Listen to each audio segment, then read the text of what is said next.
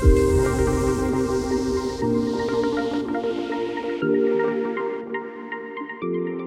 morning, everyone, or good afternoon, or evening, even depending on where you're sitting.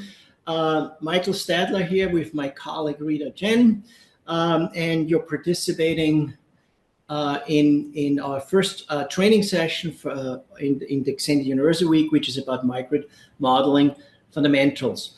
Rita will advance the slides here. I will talk to them a little bit, and then we, of course, have a real live session training here. Rita, next slide, please. So we will have here an open session here. So at the beginning, I will talk a little bit about the microgrid, an overview, giving what is needed in terms of engineering or designing a microgrid. I have very brief case studies here to just show you what we can do with the model, then what data is needed actually to design a microgrid, and then of course Rita will walk you through Xendee. And there's a change, and I'm not sure if you have seen this already. The email we sent an email out last week. So because of the enormous amount of people interested in this session, we decided we will do this in a live walkthrough. It will be recorded and you will get the recording afterwards. But we decided that we cannot really wait to hundreds of people when we walk you through the tool here. And this is why you will get the credentials, the password usernames for testing Xendee after this conference. But at the same time, of course, we're here to help you also after the conference to walk you through this. But here it's really about you, so please pay attention. You just focus on what we are describing here and what Rita is showing you, and then you can do this by yourself after the conference when we send you all the details. And of course, if you will encounter problems, we will also help you then. So next slide, Rita. So maybe, Rita, you want to introduce yourself first? Sure. Thanks, Michael.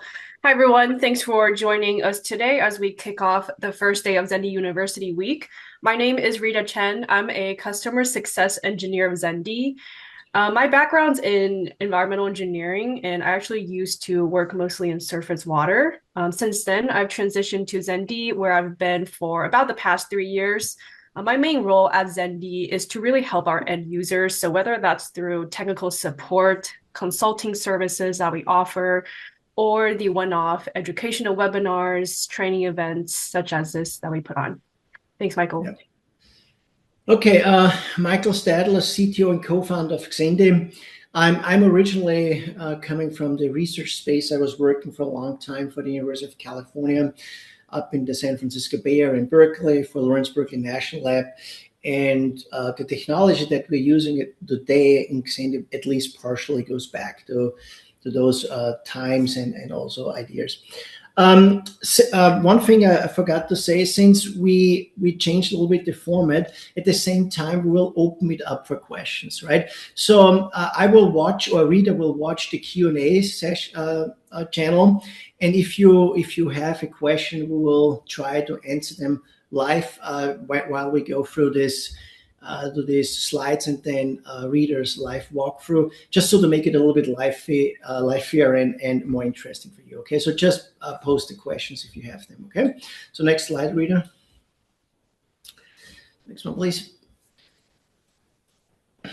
So the first thing I want to get straightened out, what is a microgrid, right? We started this Xendee University Week today with talking a lot about microgrids, and I don't know if you participated in the kickoff meeting and then also in the short introduction from Adib, our CEO, but there are a lot of definitions out there, and I want to say this because people talk about virtual power plants, about smart grid, microgrid, and a microgrid is really a cluster of distributed energy resources which we can control.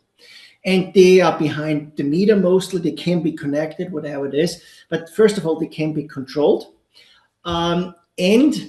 It's a kind of localized energy form. So if we are talking about virtual power plants, like the term is really used mostly in Europe, then this is not what we are, because a virtual power plant has a massive extension. You could connect a power plant in the north of Germany with something in the south of Germany. That's not a microgrid. A microgrid really lives from the benefits of generating and using energy locally, because it increases the efficiency, because we have synergies in the system like a combined heat and power unit, which are very important at the moment in microgrids, where we have wasted utilization for heating, cooling, and so on, right? We want to minimize the waste that we transport or transmit electricity, right? So this is why it's a little bit confined. In Europe, they say energy communities to this, and they're not getting that big like a virtual power plant. The other term, and read the next slide, please, that is often used is a smart grid. Oops, next slide. I think we went back. Yeah, here we go. Smart grid. Because a lot of people say we have a smart grid. But a smart grid doesn't say anything about this localized generation that we have in microgrid. A smart grid just means it's smart. So basically, the utility knows what the end user is doing. It can send signals. We have demand response. But it could be a completely nuclear-based system. It could be a completely coal-based system. Nothing says that the smart grid needs to be renewable-based or localized, right? So I just want to point this out, because a microgrid is a subset of a smart grid, because microgrids should be smart, because otherwise we have challenges to control them, but they are somehow localized in their generation. So, and we see microgrids, of course, on the building level, on a campus level. So microgrids are really used for campuses, military bases. Nowadays, in Europe, energy communities, basically communities are working together. And then, of course, we can connect microgrids and get the cellular system, and then this builds a smart grid. But I just want to point out that if someone says, well, I have a smart grid, doesn't really mean he or she is talking about a microgrid. Next slide, Rita, please.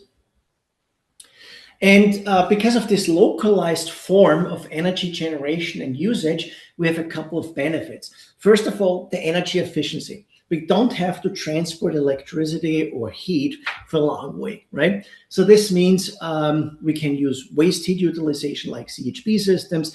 They can increase the resiliency because they can disconnect from the utility. We can basically keep the power running in a microgrid while the rest of the utility goes down. So with a virtual power plant, that's not really possible, because you need the distribution system to exchange energy, right? The other thing is, with microgrids, they are really a good candidate to reduce greenhouse gas emissions for volatile electricity resources. Because, I mean, as most of you probably know, PV is generating some issues if we have too much in the system without storage. But if you have a microgrid, you can integrate volatile resources very easily, because you can have other generation resources there. You can have storage technologies, and this really smoothens out the impact on the utility system. So most of the time, a microgrid is actually a good citizen to the utility and can provide services in this localized region. And then, of course, cost effectiveness, which is the most obvious reason. I'm not sure if you participated early on in the kickoff session, but I mean, at least in the United States, microgrids are cheaper than utility power in most regions, or distribution system upgrades. That's also becoming true in other regions in Europe and also in Asia. And by the way, I think I mentioned this also in the kickoff session. Microgrids is the US term, and the market in the US is the US market is the biggest market with 40% or something, but Europe has 30% microgrid market. They call them energy cells, energy communities there, but it's basically the same idea. Next slide, Rita. So microgrids sound cool, right? And a lot of people thinking, well, we should basically build a microgrid. But of course, there's more to this than just purchasing a microgrid. I mean, a microgrid needs a conceptual design. It needs a technical design. Probably you need also power flow analysis, a one-line diagram. You need to look into the burden of the cables and transformer. And then in some cases, you also need to do a transient analysis, because there's some stability issues, right? And all this actually needs to be done to some extent if you want to design a successful microgrid. And these are things which are not very common anymore. I mean, the utility knows how to do transient analysis, how to do a one-line diagram. But I mean, now with all the companies now building microgrids, this is knowledge which needs to be reinserted in the market again, and this is why we are doing this with our software. So we're helping on conceptual design, detailed techno-economic design, and this is where you see most of the live walkthroughs today in Xendee. Then there's also the one-line diagram where you can really milliseconds see how the power flows in the system. And then transient analysis is very specific. We don't offer this at Xendee in the software. We have the capabilities internally, but it's a very specific knowledge which we believe should only be done by experts. But anyway, next slide, Rita.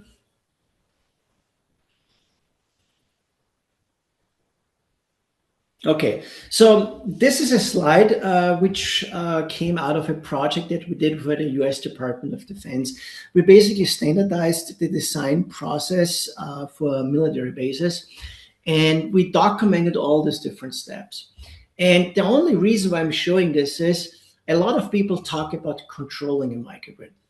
But the reality is that when you implement a microgrid, that 70% of all the steps that you're doing are microgrid design. You're designing it from an economic perspective. You do a techno-economic assessment. When this is done, you can move into the next phase. Maybe you need more money for this. Maybe you secure the money. You do an engineering design. When the engineering design is done, which means cables, transformers, there's a good chance that you have to think about IT design, cybersecurity, SCADA system for later on for the communication before you go into procurement. So my point is just a lot of people seem to overlook how long it can, how much work actually can be involved in a design process for microgrid, and this is where we want to help with our platform, right?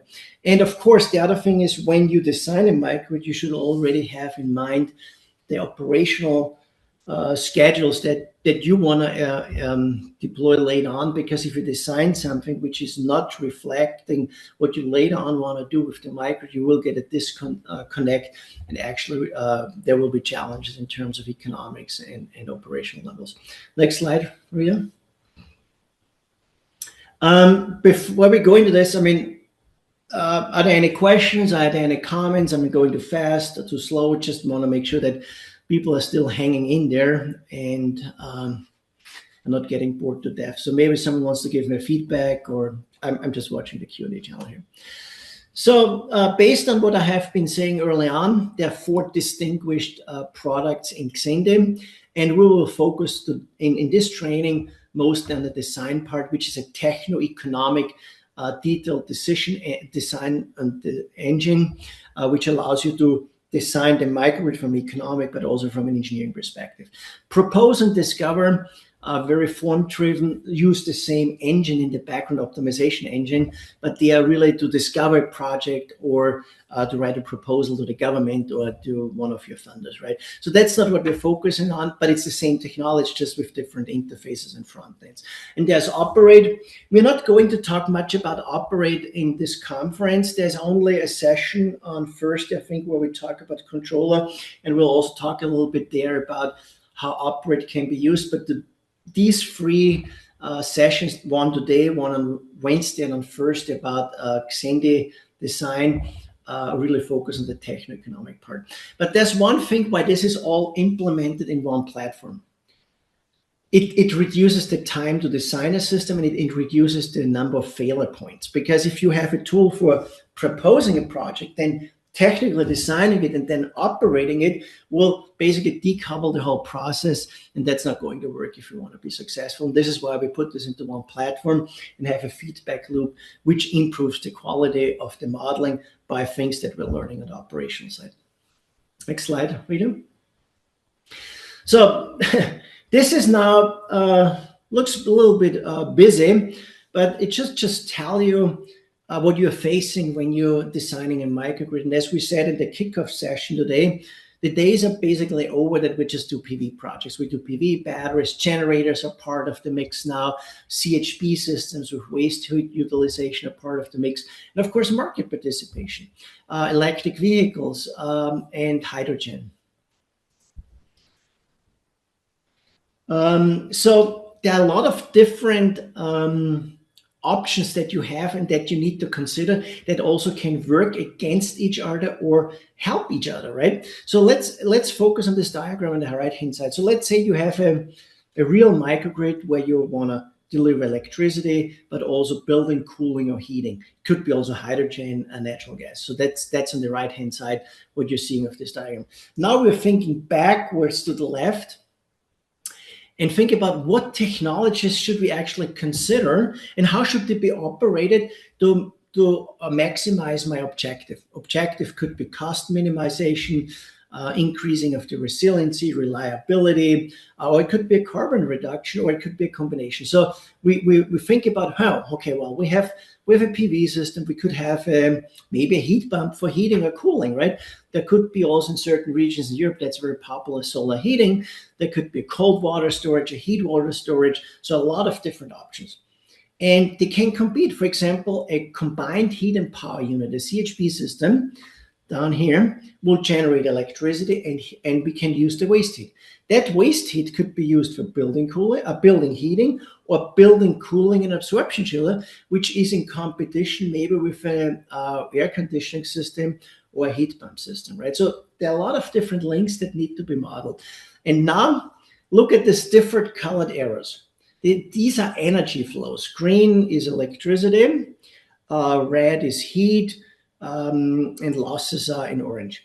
They are going to change in every time step of your analysis and in the future when your microgrid is built. Because I might have different solar radiation. Maybe the electricity rate is changing. Maybe there's a real-time pricing. Maybe my behavior in the building is going to change, or in the industrial side. So the width of this different colored areas is going to change, and that's influencing your decision making. Because let's say I get a sports car and you get a sports car, and I'm driving the sports car like crazy. My mileage, well, I won't drive that far as you maybe, because you're driving it more carefully. So how you drive and run and operate a system will impact the economics, carbon emissions, and everything else equals a lot. And this is why it's so important to not only think about the capacity, the optimal capacities of a PV system, a battery system, a generator, but also how they should be operated. And that's what Xendee is also going to solve for you. So read the next slide, please. And this is what I'm having here, the right-hand side at the bottom. It's a dispatch diagram.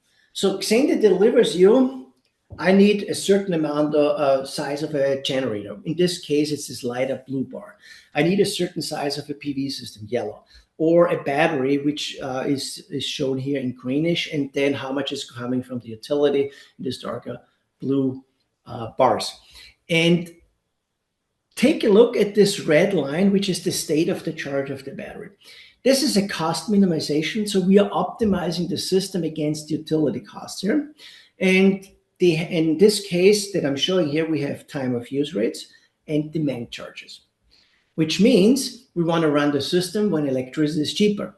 And this is why you see this darker blue bars flat, because we're flattening out the demand against utility so that we avoid demand charges. And at the same time, of course, as most people would expect, we're charging the battery during the day with the PV system. But since this is a real microgrid where we have also heating and cooling loads, the lighter blue bars, which is the CHP system running all day long with almost constant capacity in this case, which means during the morning hours from 0 to roughly 4 in the morning, we have excessive electricity from the CHP system because we need the heat on the heating side. And in this way, we're charging the battery also in the morning. This is why you see this hump in the morning from midnight to 4 in the morning, where we also charge the battery with the CHP system. And that's a very interesting outcome, because if you think about rules, most people would not see this behavior, because they would say battery gets charged by the PV system, that's it. CHP system just runs for baseload and that's it. But that's a very inefficient approach. And this is why we have an optimization engine, and you will see this later with Rita, where we optimize the link of all these technologies to get the best resolution here and solution. And if you think about this dispatch graph at the here, this colorful one, this is actually a microgrid controller. And Adip was talking about this in the intro today, just an hour ago, that if we take this technology, combine it with real-time information, with forecast, we actually have a microgrid controller here. And this is what we're doing here. We have the planning tool, and we use the same engine later on to operate the system with, enable it with forecasts for load, renewable output, and then control the system. And this creates this link between the different stages here. If you're not doing this, I mean, you can decouple this, but then there's no guarantee that the controller will do what you were thinking during the design phase. Okay, I see my colleague Kelsey is already answering some questions in the background. So I forgot to tell you this, that there's also an engineer sitting here, Kelsey. She's answering questions. So if I will look at questions, she will get back to you, okay? So next slide, Rita. So this is my last slide, which deals with the optimization. And there's a reason why I'm showing this, because myself, a lot of people, including myself, thinking when we talk about optimizing, I think we probably think about simulating something. We change something as an input and see what the output change will be. But that's not an optimization, that's a simulation. And most tools and methodologies work like this. They assume, let's see, with this battery capacity and with this PV capacity and with this assumed charging strategy, what the cost will be. But that's not optimizing it for the best solution. That's just finding out how the system works. And optimization works completely differently. It finds for you the best combination of technologies and operational schedules, which sometimes can be a surprise. But for doing this, we need to declare a couple of equations. And the first one is an objective functions and function, and Rita is pointing to this if you see this on your screen. The objective function, basically, in this case, cost minimization, is built by what are the electricity costs for purchasing electricity? What is the fuel cost for running a generator? What are the carbon costs if I emit CO2 and there's a carbon market? What are the investment costs? What are the operational costs, and what can be the revenue from sales?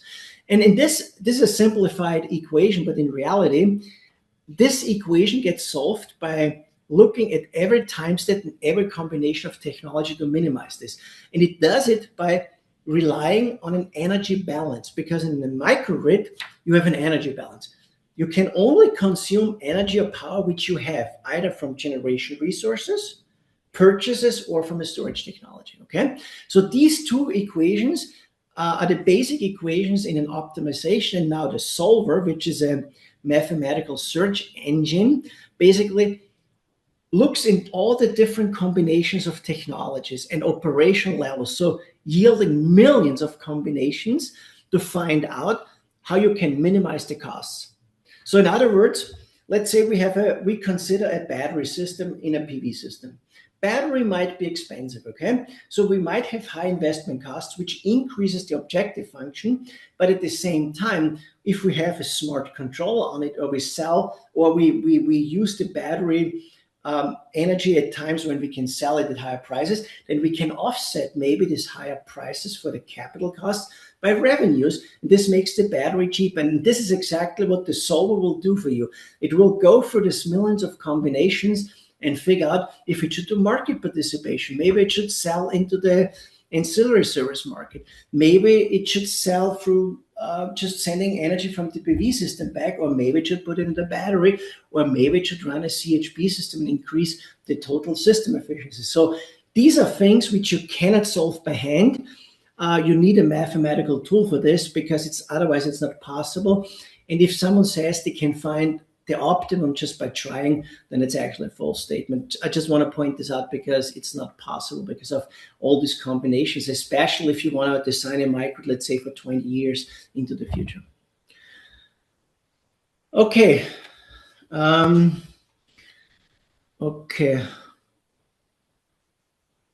Okay, there's a question from someone, how I differentiate between a standard PV and battery system and a microgrid.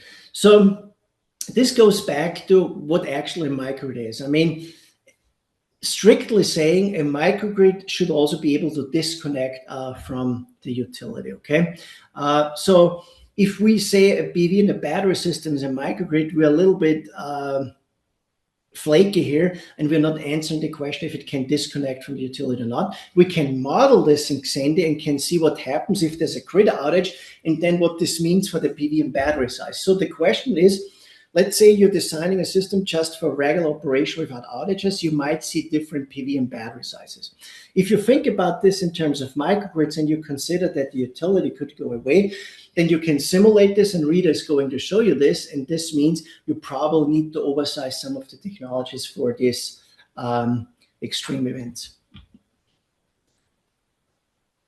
Okay, Daniel Fernandez is asking the time horizon for that optimization. We can do a single year analysis and we can do a multi-year analysis. Single year means you have a typical year. Multi-year, you can go 50 years into the future, and you can assume certain changes in electricity rates and loads and see how this is impacting you. Okay, so Kelsey, I will move on to the next slide. So maybe you want to check some of the questions here and answer them in the background, okay? Sounds good. And if I may, Michael, for everyone who has questions, please do not use the chat option on Zoom at the bottom. Please use the Q&A button. It may be visible under the 3 dots indicating more. Q&A allows us to answer it in a way that will actually get the message back to you and be visible to other attendees, whereas chat messages are only visible to hosts and panelists. Thank you, Kelsey. And by the way, Kelsey is our lead engineer on the software, so she actually knows what's going on here besides me, because I'm just talking here from a high-level perspective. Okay, I have 2 examples here, just very briefly to show you what we can do with this. One is an electric vehicle project that we did with the University of California in San Diego, and the other one is a Navy project that we did also in San Diego, and the U.S. Department of Defense is doing a lot of micro projects, and this is why I'm also showing you this. Okay, next slide, Rita. So this is already a multi-node version, which we are not going to do today, but I just want to show you what's possible. We are doing distribution system modeling in a microgrid and multi-node on Wednesday. Rita and I will talk you through this on Wednesday. But this is in a high level on the left-hand side, the UC San Diego campus from a distribution system level perspective. And we're coming in at 69 kV and then distribute this down to different nodes. And this is the existing situation where you already have a lot of level 2 chargers. I mean, this is 2 years old, so this has already changed because of what we did here, but a lot of level 2 chargers and some DC chargers, DC fast chargers, PV, fuel cells, and other distributed energy resources like batteries. And as we did that analysis 2 or 3 years ago, the goal was to add 40 additional DC fast chargers with a minimum of 50 kilowatts charging capabilities. So as you can assume, I mean, this is creating a lot of additional burden on the system. And the question was, how can we do this without not upgrading the underlying lines and cables and not burdening the utility system? Because, I mean, these days, I mean, most people know that with data centers, they need a lot of power, and utilities have challenges to provide this. So already with electric vehicles, the goal was here that we don't have to increase the interconnection here. And we ran this through Xendee multi-node. Next slide, Rita. So, and this is now the result. We basically figured out where we should put the additional DC fast chargers and renewable energy and distributed energy resources to avoid any change to the cables and transformers, which is minimizing costs, and at the same time providing more charging capabilities. So if we go to the next slide, I think I have it in more detail there. So we did a baseline, which is the existing situation. You will see this also with Rita. Most of the time, there's already something at the site. We can do greenfield analysis, is no problem. But most of the time, something is already at the site. In this case, we had this slow chargers, a couple of DC chargers, and PV batteries, which gave the site which created annual costs of almost $26 million, including annualized capital cost, OPEX costs, and all that stuff, right? But the revenue from selling electric vehicles was just limited to $140,000 a year because there was no capacity for this. And this is now why we looked and said, okay, what's happening if we just add the new DC fast chargers in a strategic way to avoid upgrades to the cable and transformer, but don't upgrade the on-site generation.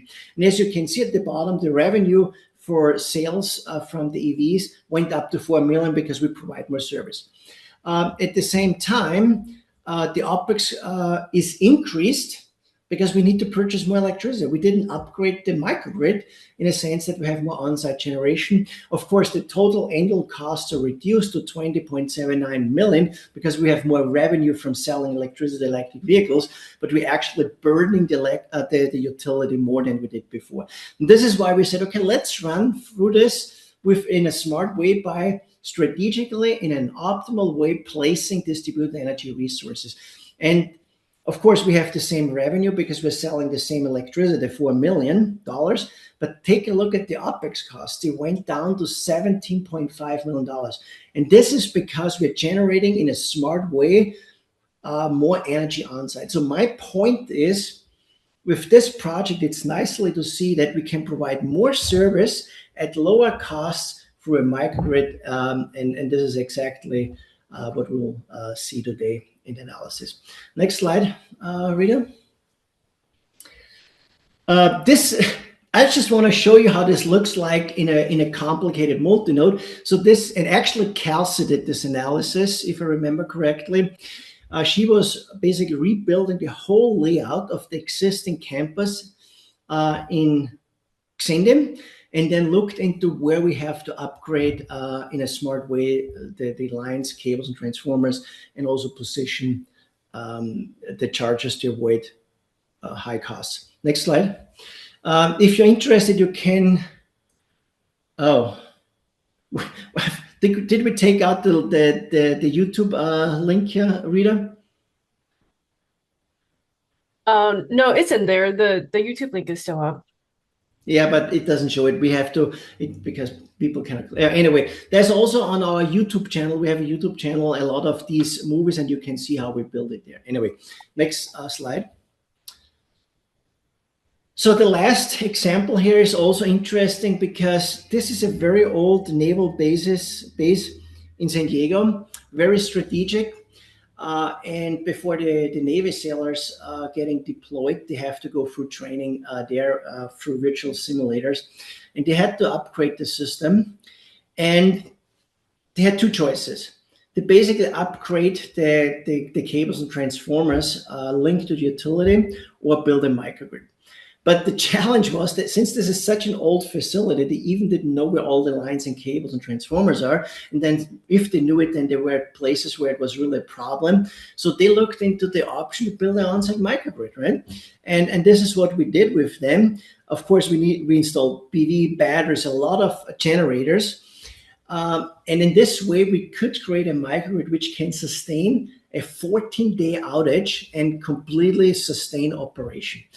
And in this way, they just basically gave up upgrading the transmission distribution line. So the cheapest way was actually not to upgrade the interconnection utility, was actually to build this microgrid, which gives them a 14-day resilience against outages anyway. And at this point, actually, they became completely independent from the utility because if you can sustain a 14-day outage, then it's just, in this case, a question of the solar PV production and the natural gas that you have on site for the generator.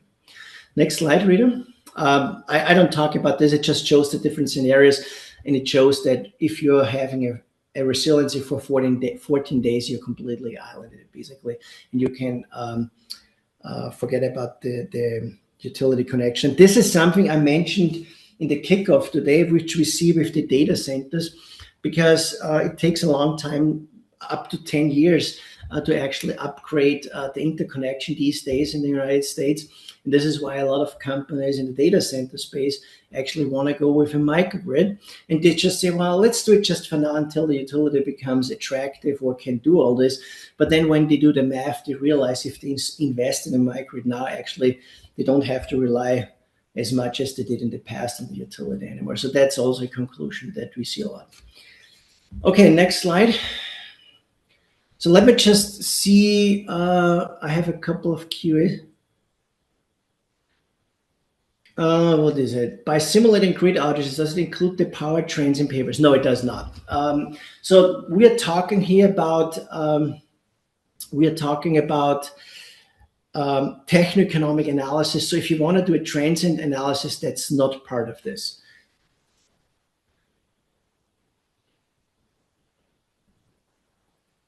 Yeah, so Max Peterson asks if we can purchase equipment over time. Yes, absolutely. This is exactly what we're doing in a multi-node, in a multi-year analysis. And I'm not sure if we are going to show it, Rita, but that's what it is. Okay, next slide, please, because we want to get to the real stuff here. So I have only a couple of slides left, and then we will jump into the live walkthrough here. So what is needed to actually, from a techno-economic perspective, design such a microgrid? And the first thing is you want to build a base case. And the base case could be that you already have some existing technologies. So you should model them. And this is what we have here on the left-hand side at the top. You need to basically bring existing technologies. Then the other thing, which is very important, is tariffs and load data.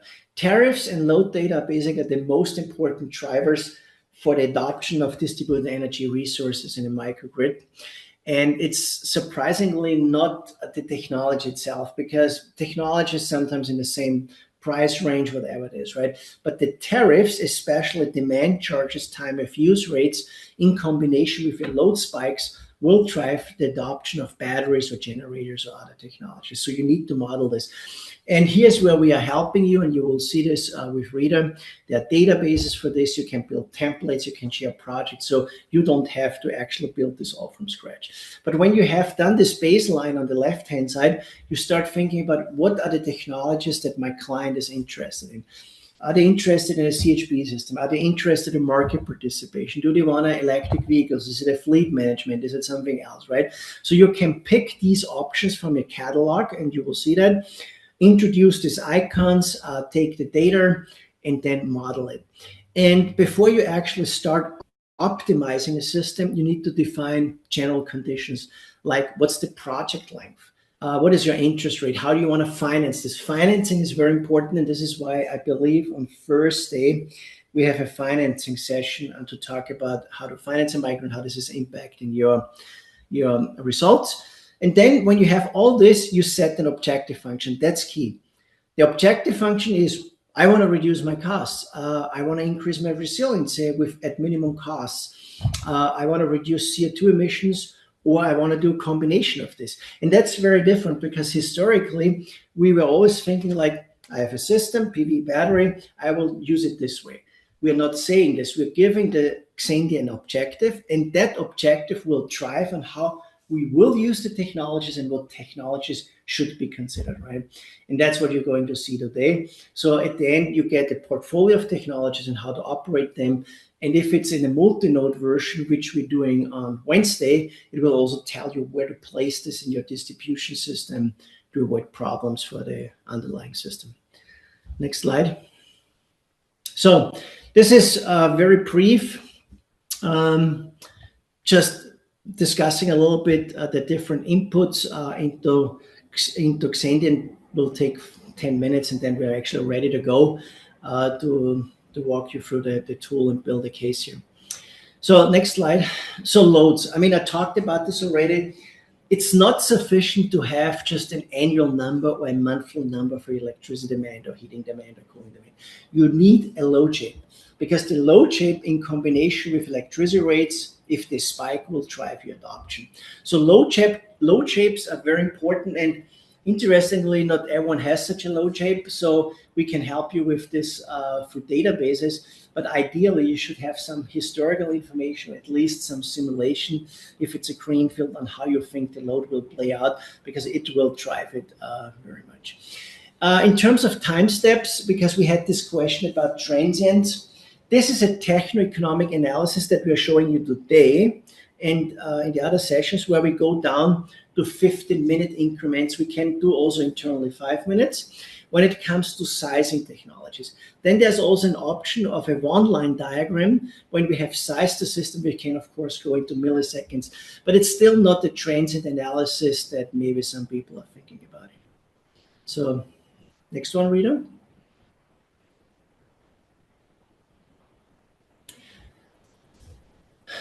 So before I go to the slide, Luis has a very good question. How do local or primary controls impact the optimal outcome? Do you have to change the control algorithms based on objectives? So that's a very good question. We can, to some extent, simulate rule-based control, and we will bring on capabilities later this year. But the reality is, as we discussed it in the kickoff session, every microgrid which wants to be successful needs a model predictive controller, meaning forward-looking capabilities in which it can decide in every time step what to do.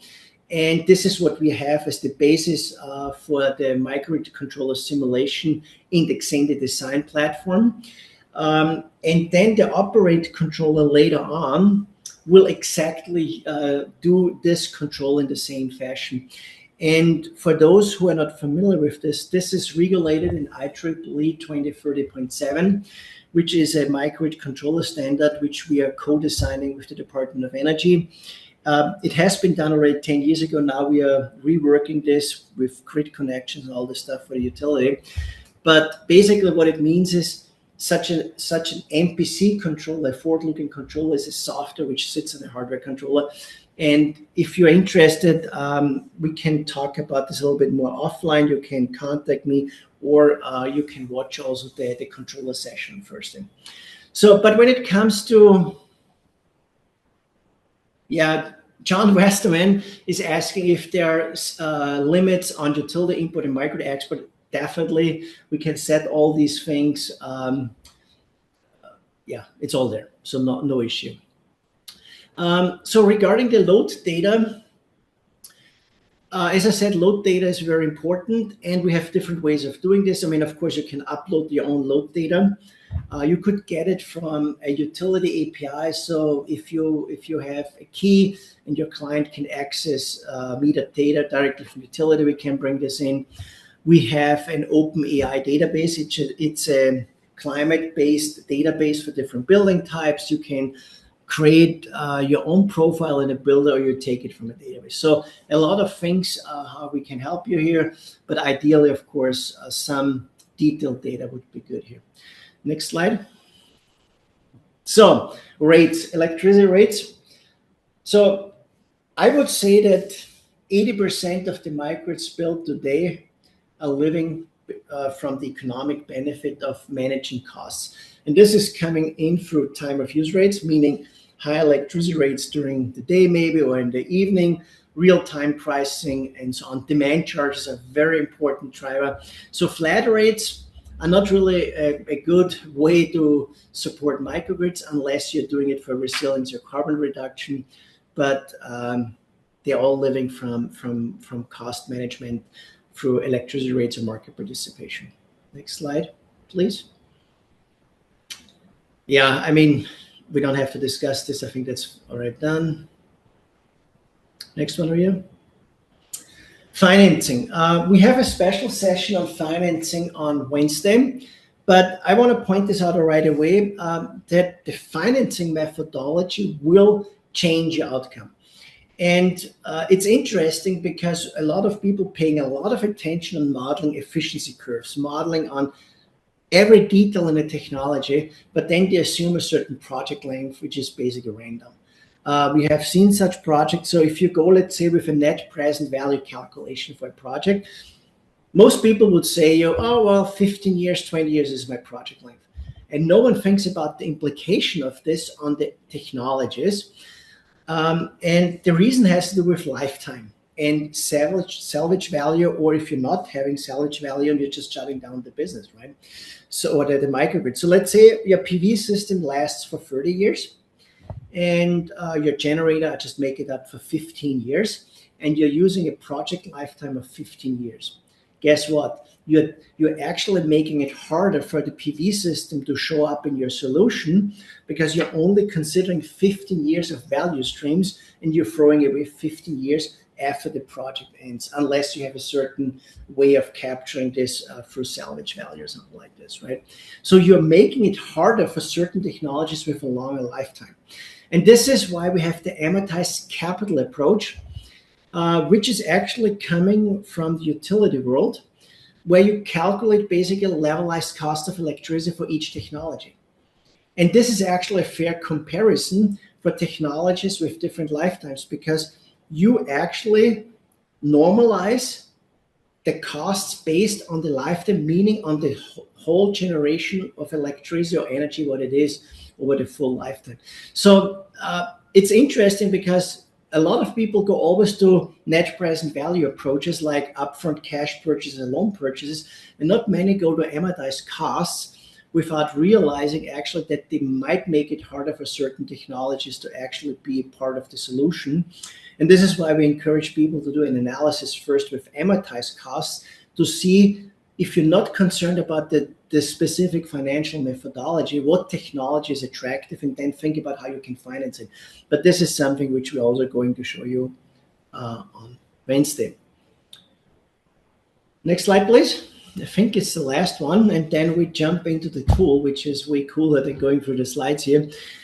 The only reason why we have the slide is combined heat and power units. Microgrid started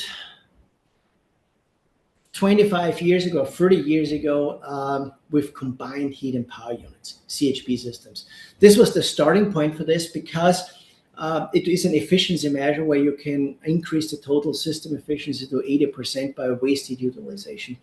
And these days, we have a renaissance of them, especially in the data center world, because a lot of these data centers go now with generators, and if they go with CHP systems, they can also do more cooling for absorption chillers and so on. My point is, they are very effective technology, very mature, and in some regions overlooked because of the carbon reduction goals, but they're coming back, especially now because of the data centers. And I believe this is actually my last slide, Rita, right? And now we go into the walkthrough of the tool. And as I said early on, we apologize that we cannot do this as a real demo, as a real training as we were envisioning this early on, but so many people signed up for this that we decided we show you how you can do things, give you the recording and the passwords and usernames after the conference, and we'll guide you also through the process of learning after the conference. But now over to you, Rita. Thanks, Michael. We just have one question left in the Q&A, if you want to take an opportunity to answer that while I switch my screens. Okay. Yeah. So the confidence intervals for the solar data and load data. Oops, I think my camera just went off. Okay, let me see if you can see me again. So it's a deterministic tool. It's not a probabilistic tool. The thing is, for example, solar data, it depends on what you're using, or if you're using us, we're using PV watts, so it's historic information. And there are certain, I don't know the details on how they calculate it, but it's a kind of typical year, right? So it's a kind of average year that you're seeing here. For the load data, this is an interesting question, because we shouldn't forget that we are going 20 years maybe into the future by designing this. And we are solving this through sensitivity analysis around the load data or the solar data, and then see and checking which technology is a stable solution. So in other words, let's say we have a 20-year analysis, and with a certain load profile, which we assume is averaged, and we get PV batteries and the generators. Now we can add a certain uncertainty around the load data and rerun this. If the battery goes away, and it goes away with another scenario, then it's probably a weak solution and shouldn't be in the overall solution space, right? So by testing the system with scenarios, you will figure out what technologies are actually dominant and can sustain uncertainties. That's how it is done. We were thinking about confidence intervals and all this stuff, but at the moment, the industry, when it comes to planning microgrids, is very early, and some people still use Excel sheets, and this is why we decided we go with a scenario-based approach. Great, thanks, Michael. Okay, so for this next part, we are going to be doing a live walkthrough of building out an example data center microgrid in the Xendee software, specifically the Xendee design software. So like Michael mentioned earlier, what we're going to do is we're just going to show you how to build out this example in the training right now. After the conference, which is going to be next week, because remember, we have a whole week of learning as well as 2 more trainings. So after the conference next Monday, we'll send you all your credentials for your 2-week trial, as well as the recordings from the training session so that you can go back and actually follow along the recordings to rebuild the model yourself if you like. We'll also send you the same demo or projects that we create in Xendee during the trainings so that you can just go and look at the created projects as well. Okay, so let's move into the Xendee software. So Rita, maybe because people need to log in, maybe you want to log out and show them how you get there, because that's the first step maybe they have to do next week. Sorry about that. Sure, okay. Yeah, so we'll start from the very beginning. So basically from beginning to end. So Xendee, the software, is going to be all cloud-based. So all you'll have to have is internet access. There's no downloadables, so it'll all be on the cloud. And you basically log in with your login credentials. At the top here, you'll see some options relating to your projects, catalog items, which we'll talk about a little bit about what items are catalog driven in Xendee, as well as a help center. And this is where a lot of our helpful resources for learning as well as on-demand help lives. Okay, so we're going to create an example data center microgrid project. And I'm going to go through this pretty quickly. I'm still going to explain everything, but it might move a little bit fast, especially if you've never seen Xendee before. So if you have questions about, what I did or just about Xendee in general, feel free to drop it in the Q&A function. Remember the Q&A function, if you don't see it in your Xendee, or not Xendee, the Zoom bottom bar, you have to click on the little triple dot symbol that says more, and then you should see a Q&A text box. And my colleagues, Michael and Kelsey, will be there to answer any questions. Okay, so let's jump into the project. So I'm going to create a new project here, and I am specifically creating a design project. Remember, design is our techno-economic design tool. So when we first start a design project, it's going to bring us to our project wizard, which is going to be the basis of our project information. For this one, I am going to just name it as Xendee University Week Training for Microgrid Fundamentals. And like I mentioned earlier, we'll share this project with you after the course along with your credentials, as well as the recording, so that you can also go look at this project and explore with it. You'll have to select a project team. I'm going to select Xendee. And this is going to be a very important driver of your model, which is going to be the project location. And because Xendee is going to pull in automatically a lot of location-driven data, so this includes utility provider information, weather data such as solar insolation, wind, as well as a few other weather or locality dependent data. So for this one, we are going to be modeling in a data center in California. And going forward, we'll keep this in mind because California is already going to have lower emissions in general compared to other places in the US. So you'll see how this will affect our optimization as well. And you'll see once I do that, it's going to bring in automatically a Google Map overlay of the location. You can drop the pin on a different place if you like, but you'll see this is our data center site over here.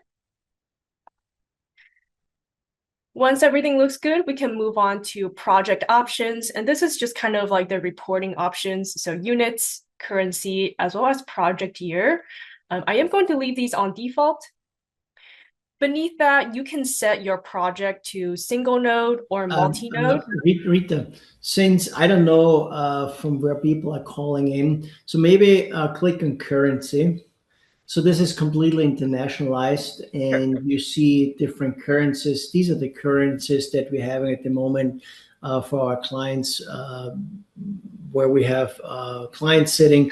Of course, I mean, here in the US, we're using the imperial system, but it's completely SI based if you want to do this, the metric system. So no issue there, but it's just at the moment, most people use this on an imperial basis.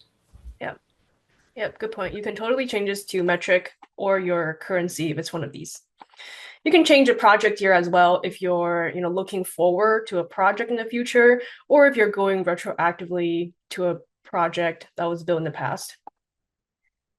Okay, beneath, you can choose if you want your project to be in single node or multi-node. For this case, since we are going to stick with the basics and fundamentals, we're just going to model in single node. And this means that I'm going to assume all of my loads are aggregated into one load. You have the option to model in multi-node, which we'll talk a bit about more on Wednesday's training, and which is going to dive into multi-node and power flow.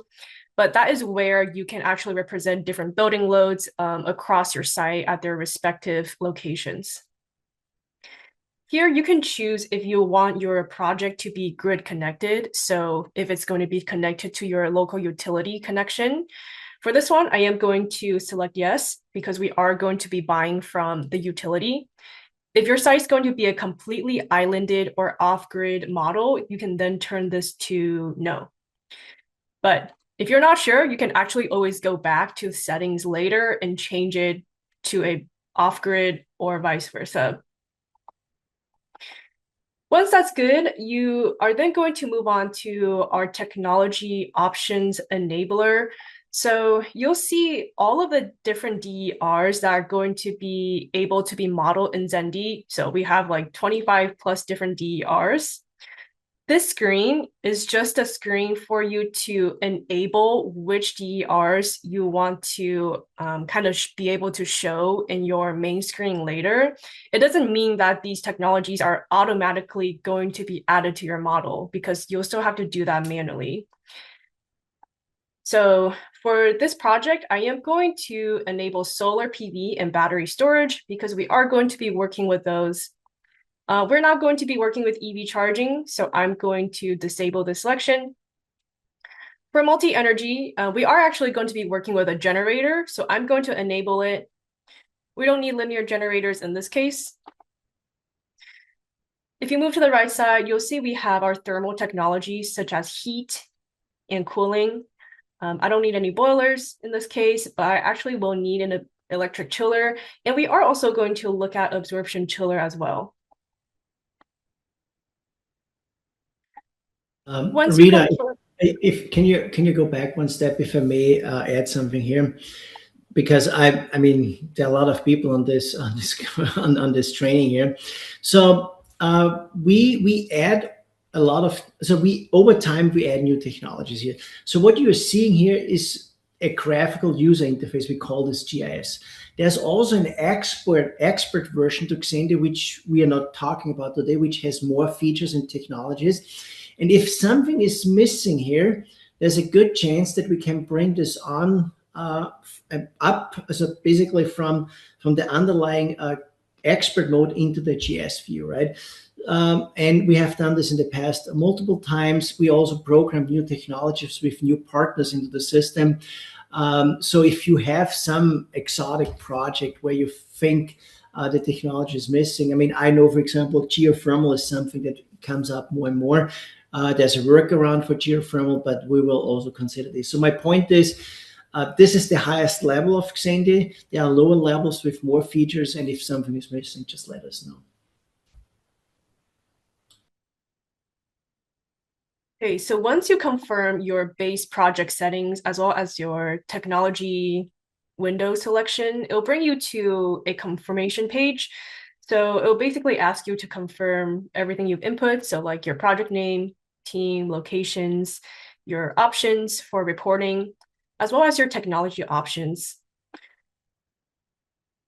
And once this all looks good to you, we can click accept and create this new project. And what this is going to do is Xendee is going to apply all these settings and bring you to your main modeling page. And at the bottom right here, you can zoom out as well as move around the map. So if we zoom out, we'll see that this is where we have chosen our location to be, which is the data center in California. Now, there's a few things in the main screen as you get started with working. So at the top here is a main menu, which you'll see some options relating to your project. We'll come back to the optimize button in a little, actually run our techno-economic analysis runs and view the results. Like I mentioned earlier, you can always go back and change some of your settings if you like figured out halfway through you need to enable something different. So this is like your units reporting options, changing into multi-node or grid connected, as well as enabling technologies for adding in your project. At the top there, you also have the options to send your project to a teammate if you have other team members working in Xendee, or to make a copy of your project. You can also change your project and making it a copy in expert mode, which is what Michael was talking about earlier. We won't talk about it in this session, but expert mode is going to be a very deep manual version of the Xendee software that's really going to give you a lot of more deep control, and it might be necessary if you're looking for something that's not present in our current GIS mode.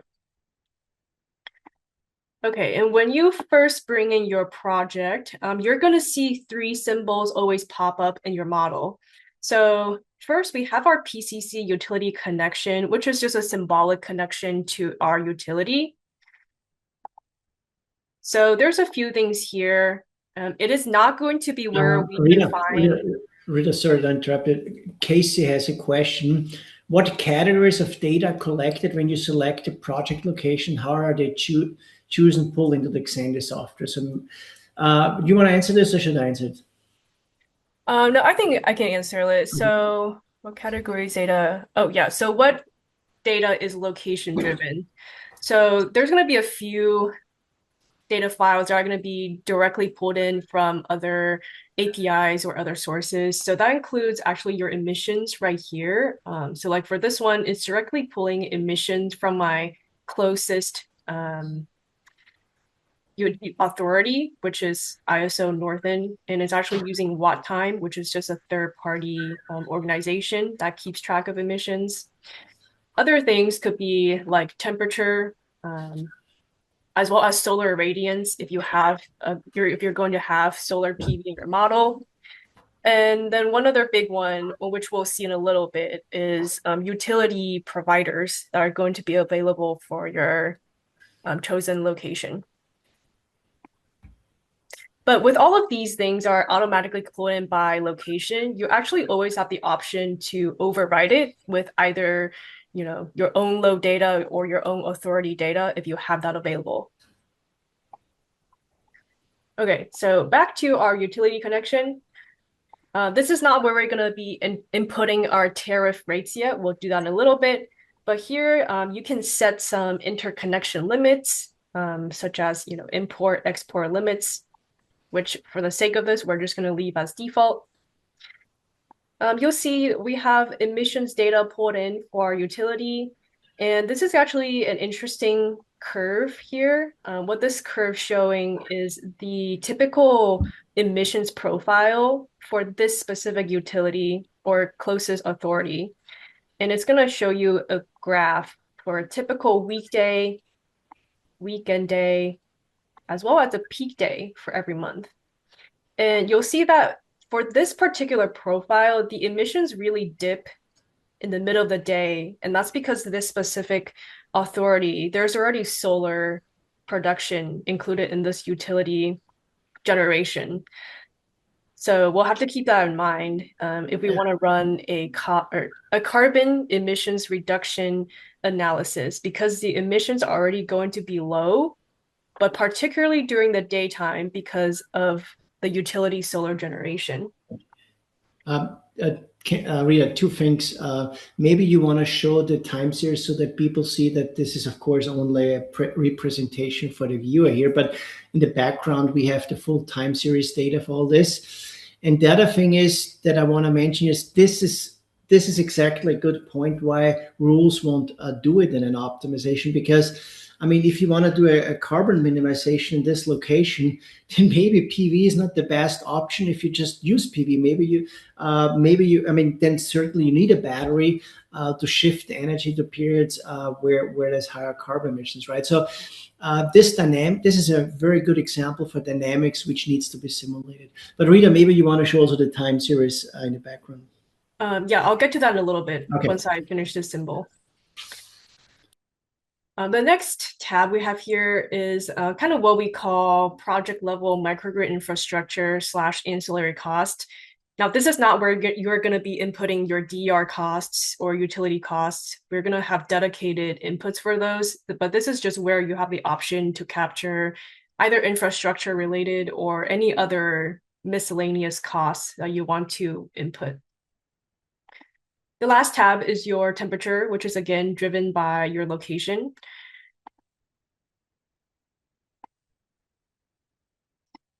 Okay, so that's what this icon is for. One other icon that's always going to automatically pop up is the controller icon. Now, this symbol is purely symbolic. It is not the actual logic or controller for your microgrid, because remember, Xendee is a design tool and is actually going to generate that dispatch or controller logic for you.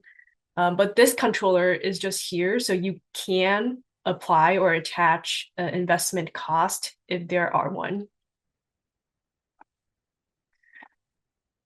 Okay, now before we go to the load button, let's go to the left-hand side really quickly to see what tabs we have.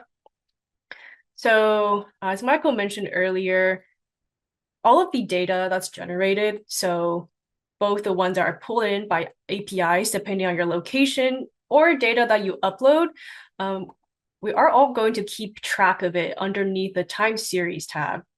So remember earlier we had seen a dispatch for the CO2 emissions for our locality, but you can actually view it here in a full time series, so a full annual year's worth of data.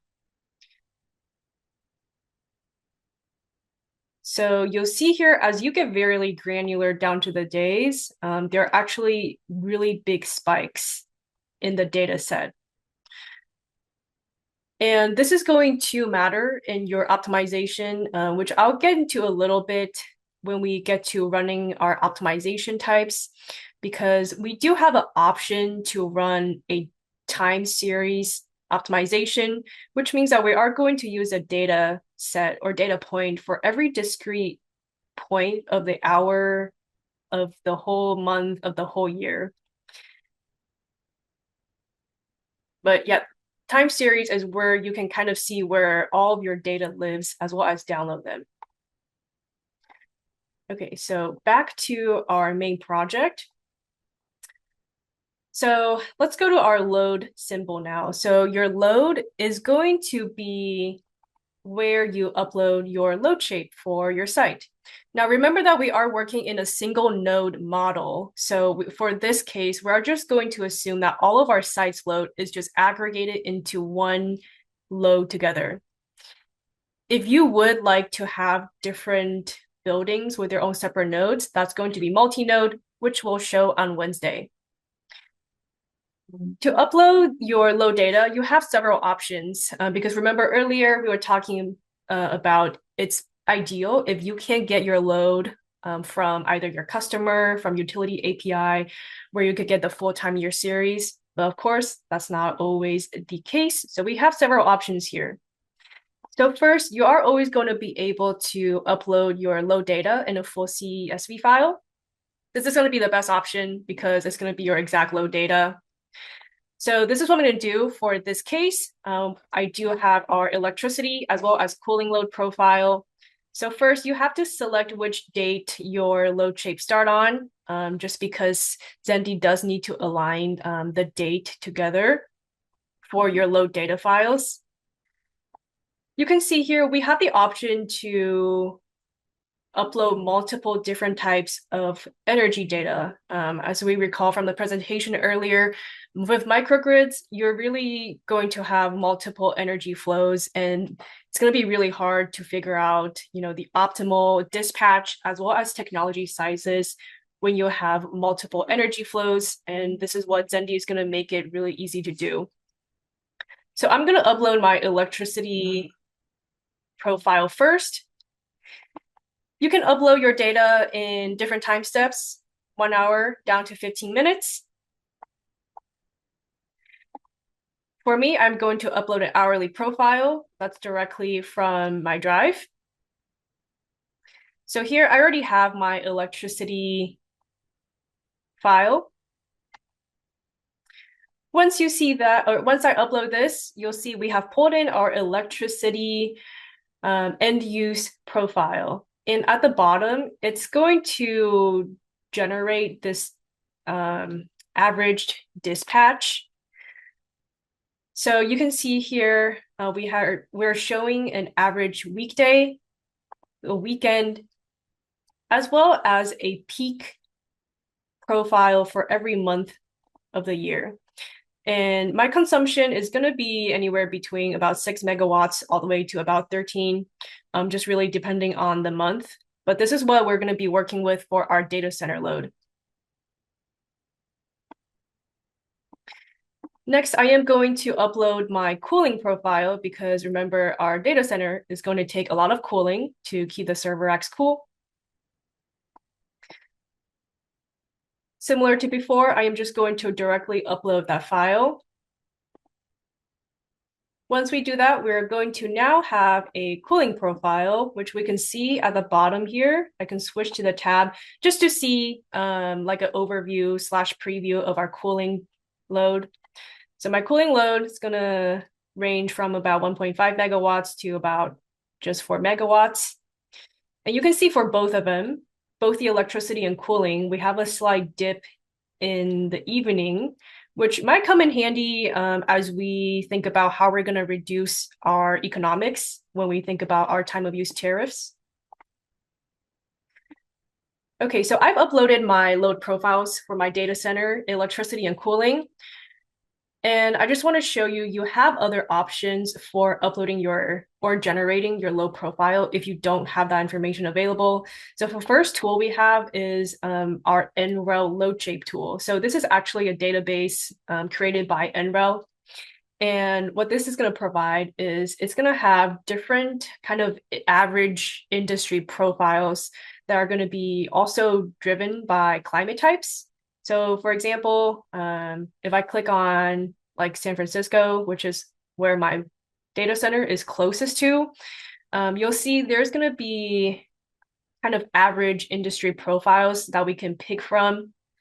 For this one, there's actually no data center, but you could pick something very close or similar, like a warehouse.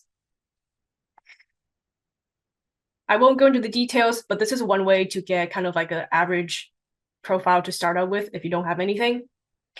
We also have the load builder, which is going to be very close or similar to the NREL load shape tool that we just looked at.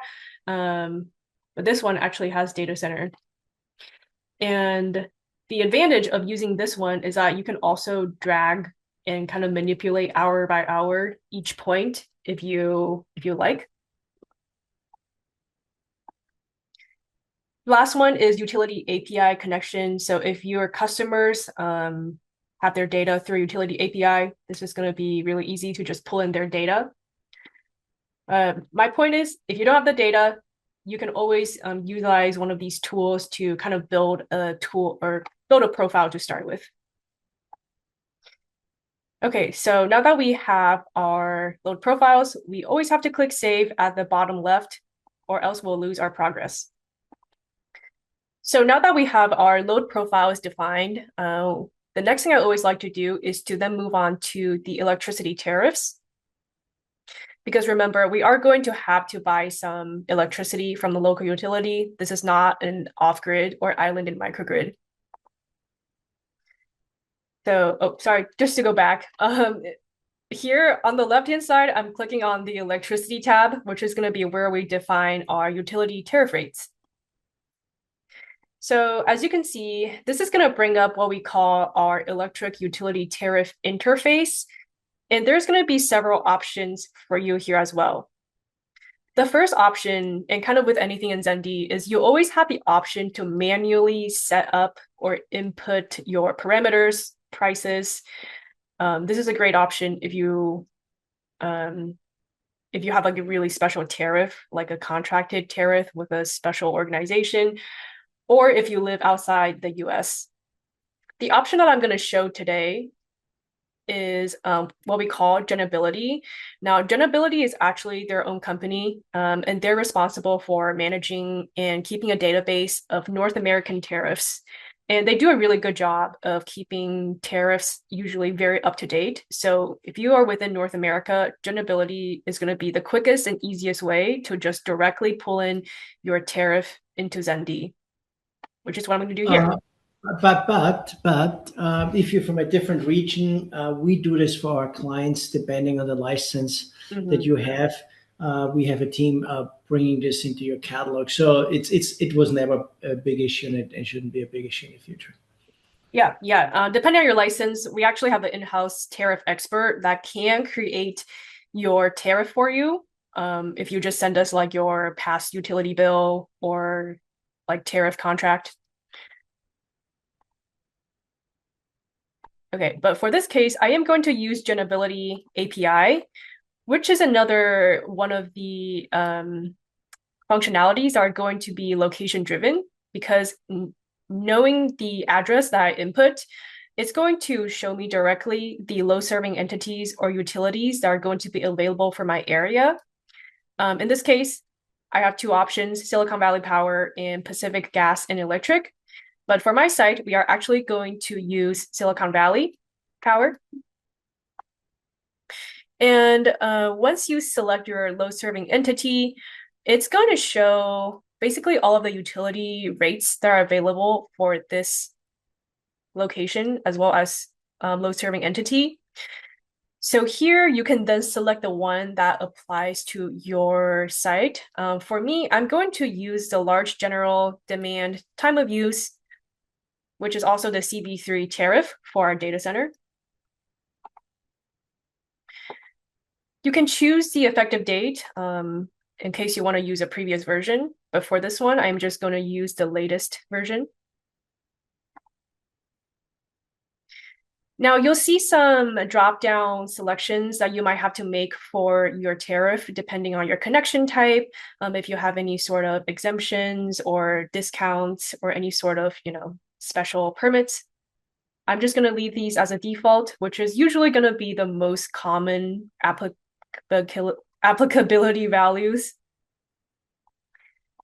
And once you click calculate tariff rates, it's going to run it through the Genability API and spit out the tariff rates. So you'll see here, it's going to show you an overview of what your rates as well as your constraints are going to look like. For me, I'm actually going to have a minimum demand constraint for this specific tariff, most likely because we're using a large demand tariff. If you scroll down, you'll see an overview of the consumption rates / energy rates that's going to pull in. And if you click on the values, you'll see exactly how they break down. So for period 1, which is what I clicked on, it's going to show you the on-peak rates as well as just the surcharge that applies to. But your rate, it might have a lot more surcharges or breakdowns. You'll see it's also pulled in period 2, which is going to be a little bit cheaper because it's off-peak. So you can see our rate here is going to be time of use. So we have period 1 and period 2, which is cheaper. You'll also see Generability has automatically generated for us our demand rates. Again, this is going to be time of use driven. We're only going to have period 1 time of use rates, which is going to be important for us to know as we go forward and think about how we want to economize and reduce our utility consumption. Now, it's also going to pull in export rates. This is going to be applicable if you're going to enable solar exports or excess exports from your on-site generation, and it's going to be able to sell back to the utility at the listed export rates. We're not going to have exports in this specific model, but feel free to play around with exports if you like. Once everything looks good, we're going to import our tariff into our tariff interface. And as you can see, it's pull in everything from Generability. So that includes our tariff name, which is CB3. It's also pulled in our energy charges. So remember, we have a time of use tariff. So we have a different rate for period 1 and period 2. This specific rate, it just happens to be the same across all of the different months. That's why it only shows season 1 for all of the different months. But if your tariff has different time of use rates that vary across your different months or times of the year, then you might see season 1, season 2, season 3, and so on. You also have the possibility of having more time of use periods, which you can always add manually as well. Now, if you scroll down, you'll see the time of use definitions that's also been imported directly from Generability. So remember, period 1 is our on-peak period. So when things are going to be more expensive. So for this specific rate, it's going to be from just about the early morning through the evening. And then the very late night through the very early morning, that's going to be our period 2. For a weekend, it's going to look a little bit different. So our entire weekend day is actually going to be all period 2 / off-peak. Rita, we might have to get to the technologies and runs. So we have only 40 minutes left. Okay. All right. Michael, maybe it's me, but your microphone is very fuzzy. Oh, okay. Yeah, okay. Maybe it's me. Okay. Okay. I'll go through this a bit quicker. But the next thing is demand charges, which Generability has also directly pulled in. For us, we just have demand charges in period 1, because remember, that's going to be our on-peak period. So as you can imagine, to economize our microgrid, we might really want to avoid buying utility purchases during period 1. You also have tabs for fees, which is just, fees you might have to just be able to use your utility. Last thing is exports, which we're not going to cover here, but it is where you can define your export prices for any excess generation. Okay, I'm going to save at the bottom left here. Okay, so we've defined our electricity prices for now, which is going to be one of the main drivers for our optimization. The next thing I'm going to talk about is actually financing. So we have a few other tabs here, and we'll come back to these later as I talk about them in where they make sense. So the next thing is the financing tab. Now you have to select the financing method. Like we mentioned earlier, there's 3 main types that you can model in Xendee. For this specific purpose, I'm just going to leave everything as a default, which is an upfront cash purchase. So buying everything with cash at the very beginning. On Wednesday, we are going to have a second training session that's going to dive deeper into financing methods for microgrids, as well as bankability, as well as another Xendee walkthrough. So if you want to really listen more about financing methods and how they reflect in Xendee, be sure to tune in on Wednesday session. But yes, I'm just going to leave it as a default financing for now. Okay, now we can finally add our technologies. So the first thing I'm going to add is our existing chiller. I'm going to assume that my data center is already existing. It's not going to be a new build. We have an existing chiller on site, which is going to be the basis of our cooling methodology. Now, sorry, let me go back a little bit because I kind of flew through that. From the bottom here, you're going to see the symbols bar, which remember earlier when we set up our technology selections from the settings or the project wizard, I had enabled these technologies to be shown for my project, and that's why they're here. If I had enabled more symbols or technologies, then they would show up here as well. But for my project, I've just enabled these symbols, so they're not overwhelming my symbols bar. Now, the first thing I'm going to add is our electric chiller, which again, I'm going to be existing for my data center. So at the top of every technology, you can always change a name if you like, to be more specific. The first thing you have to do for every DER that you add in Xendee is decide what the technology decision is going to be. So this is how you tell Xendee how this DER is going to be considered in your optimization. The first or default option is consider, which means that you don't know how much capacity is optimal. You don't even know if investing in this technology is a good idea. And so you're going to have Xendee figure out for you if it's going to be a wise investment, and if so, how much capacity to install in. If that DER is already existing on site, so like maybe you already have an existing boiler or chiller in this case, this is where you can tell Xendee that I already have this technology, so I don't need to pay for it as a new investment. And you do have to tell Xendee how old it is, because Xendee is going to figure out if this technology needs to be replaced, because we have our project lifetime, but your technology, if it's really old and needs to be replaced halfway through, then Xendee is going to account for that in the cash flow as well. For me, I'm going to define my existing electric chiller, and I already know the size and age.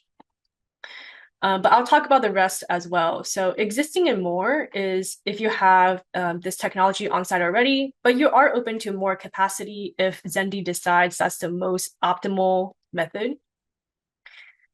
Forced is if you want Xendee to forcibly invest in this DER. So this would be like you want to invest in like a 1 megawatt hour battery, or you want this very specific generator already.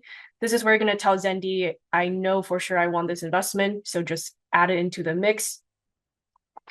Forced and more is if you're forcing a technology investment, but you're open to more capacity if Xendee decides that it's optimal. So first thing I'm going to do is going to define my existing electric chiller at 5 megawatts, and it's 1 year old. Now, for every technology, you are also going to have to tell Xendee its economics, so your investment specifications. So this is where you input your CapEx, lifetime, any variable or fixed maintenance, as well as install fees. Now, my electric chiller is existing, so it doesn't matter what I input for the CapEx for now, because I already paid for this. But it will be important for the replacement later on. Yes, if you do have to replace your chiller in this case, you will have to pay for that CapEx when it needs to be replaced.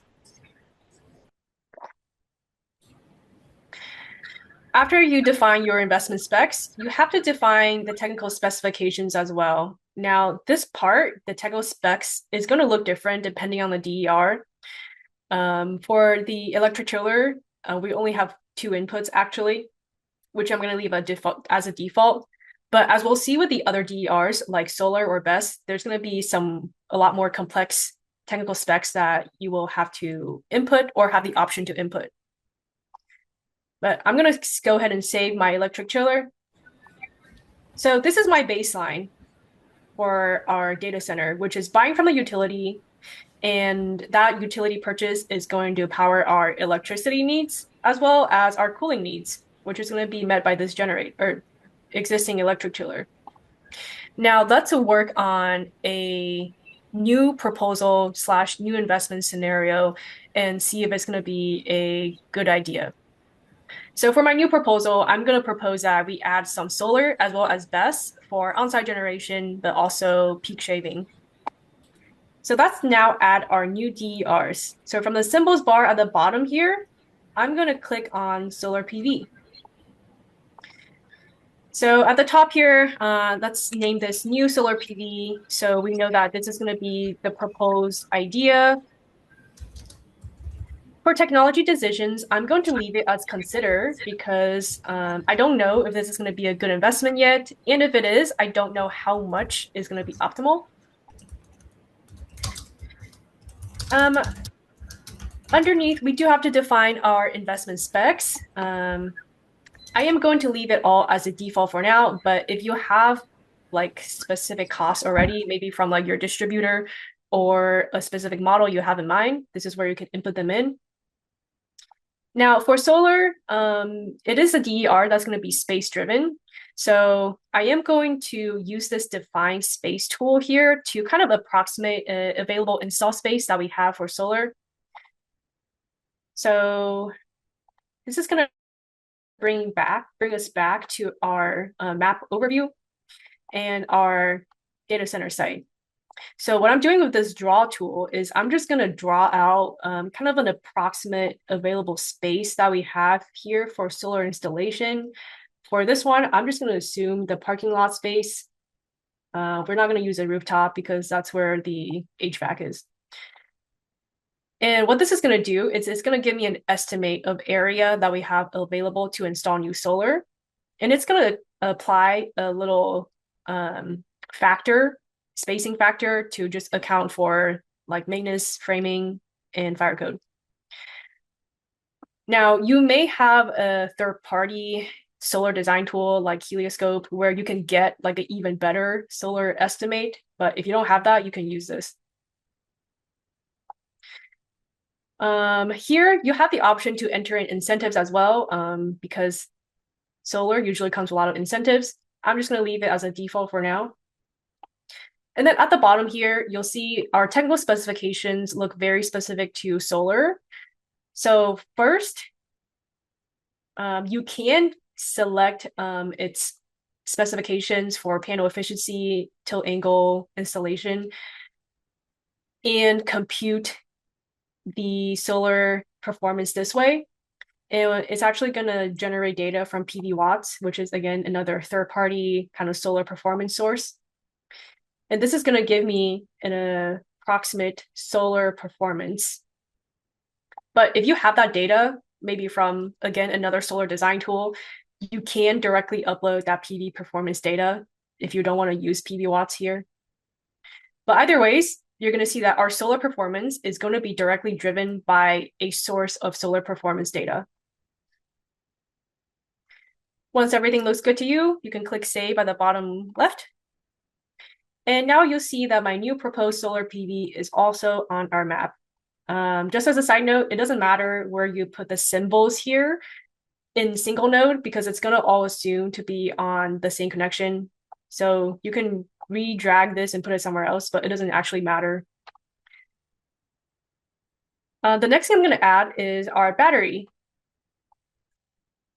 So for this one, I'm also going to let Rita, maybe we want to be slower on this a little bit because there was a question early on how we can model hybrid energy storage systems, and my answer was that of course it depends on the input data that we're specifying here, and maybe we also want to show the catalog so that people know that they don't have to specify everything all the time. Yeah. Okay. Yeah, I'll slow down the battery part just a little bit because battery is one of the more involved DERs. So again, at the top, for this case, I'm going to set it on consider because I don't know if it's going to be a good investment. And if it is, I don't know how much capacity. Investment specs, I am going to leave it as the default for now.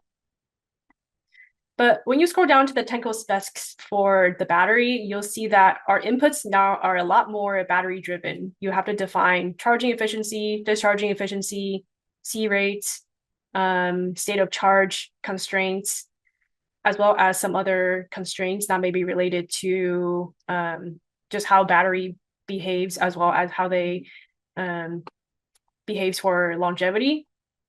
Now, you may be like, I don't have any of this and I don't know what my battery is going to be like. So if that's the case, you can also pull in a battery from the catalog. Now, we have a catalog for all the DERs, not just battery, but I'm just going to show it for the battery in this case. So you'll see here, we have what we call our Xendee catalog, and it is going to have a lot of either manufacturer provided batteries, as well as kind of common kind of battery specs. So Xendee is technically vendor agnostic, but you'll see that we have several manufacturers in the catalog that you can pick from. Or if you have your own battery that you keep using for like all of your projects, or your team keeps using for your projects, you can also save your own custom entry to your catalog, which you can then pull up for a future project, or your teammate can pull it up for their project. For batteries, you can also input incentives. And one thing particular to the battery is that you can actually put it on a different tariff if your battery can charge from a different tariff from your building electricity purchases. For me, I have not defined a second tariff, but if I did define a second tariff for battery, you can pick that here. For battery, you can also control if it can charge from utility. For example, if it can only charge from your solar, like in a behind the meter scenario, this is where you can say that you only wanted to charge from on-site sources, as well as enable or disable export. But again, I'm going to leave it all as a default here, and we're going to let Xendee decide if it's going to be optimal to install a battery. Okay, so now we have our first kind of proposal modeled, which is deciding if we want to install new solar and BESS. So I'm going to run a techno-economic optimization now, or at Xendee, what we just usually call an optimization. So from the main menu at the top here, this is where we're now going to go to the Optimize button. So this is going to bring us to our Optimize page. And at the top here, you are going to want to name your optimization. And I would usually keep this very specific because you're probably going to run like a bunch of optimizations as comparison. So for this one, I'm going to name it as consider solar and BESS because that's going to be the objective of this run, is going to be figuring out if solar and BESS are going to be good investments for us. There's a few inputs here relating to your optimization, but we won't look at this for now. We'll just leave it as a default. So here, you're going to want to select an optimization decision. And this is relating to earlier when Michael was talking about an objective function. Because remember Xendee, what it does, it optimizes your whole scenario based on an objective function. For most people, that's going to be reduced cost and creating the cheapest microgrid. For some people, it might be reduced CO2 as well as resilience, which we will look at in a little bit. So for the first case, I am going to choose reduced cost because I want Xendee to find for me the cheapest option.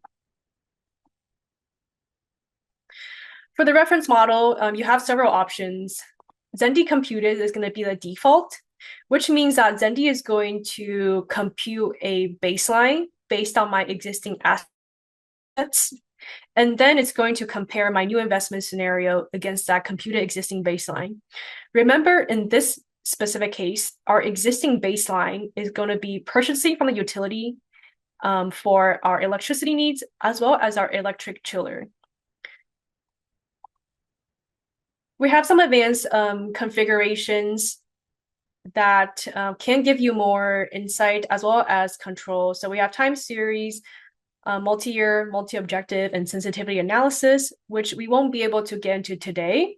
But once you get your Xendee 2-week trial, definitely feel free around to play with those, as well as review the documentation and walkthroughs for these. So once that looks good, you're going to click Run Optimization. And what Xendee is going to do now, it's going to take in all of your inputs, so everything you set up here, and it's going to run through all the scenarios and find the best scenario for you. In this case, it's going to be the cheapest scenario because that's what we set to be our objective function.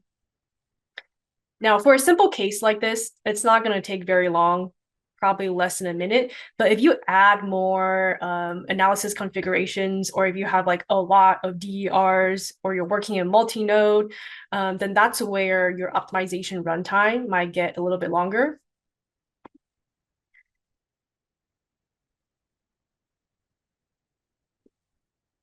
I'm going to take this moment to drink some water. And maybe if there are some questions, I mean, it's solved, but maybe now is also the right moment to think about some questions that we should answer here. Sure. We have about 20 minutes left in the session, so I'm going to go ahead and go through the results and go over the rest of the use cases, and hopefully you have time. So once that optimization is ready, you can then click on Show Optimization Reports, which is going to bring you to what we call your optimization report.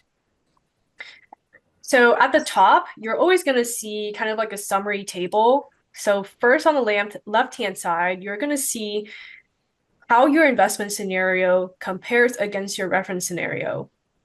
Remember, our reference scenario is just buying from utility and our existing electric chiller. Our investment scenario is our new proposed scenario, which in this case, I have proposed solar and BESS. And then you'll see how much both costs, as far as annual costs, emissions, and then the savings percentage compared to the reference. So you'll see in this case, our new proposed scenario actually saves about 5.7% as far as annual system costs, and we also achieve some emissions. And I would add that this is, of course, not a very attractive case, and you will see this is going to change later on with other technologies.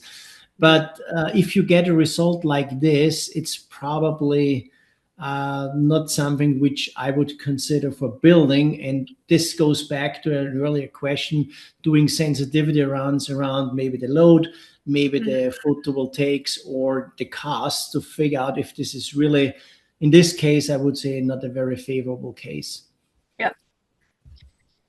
But this gives us a good idea as like a maybe first pass or like very first feasibility study.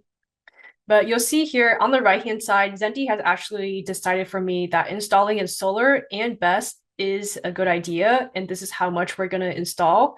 So we have about 4.6 megawatts of solar here and a pretty large battery, which again, might not be realistic, but you can also tell Xendee that your maximum battery capacity is, 5 megawatts if you have that in mind. At this table here, you're going to see some kind of general or common financial metrics that usually a lot of financiers or bankers are going to be interested in as you propose this project to them. So what I'm going to do now is quickly go over the sections in the report, but we're probably going to skim through a lot of information.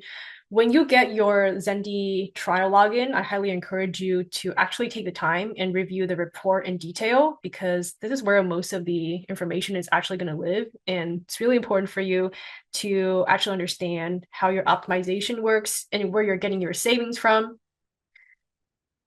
But at the summary tab here, this is going to just show us some overview of what our values are going to come from. You'll also see we have two warnings here. The first warning is just saying that the maximum space for our technology has been reached. This is probably due to our solar space, because remember, I had constrained our solar space to just our parking lot.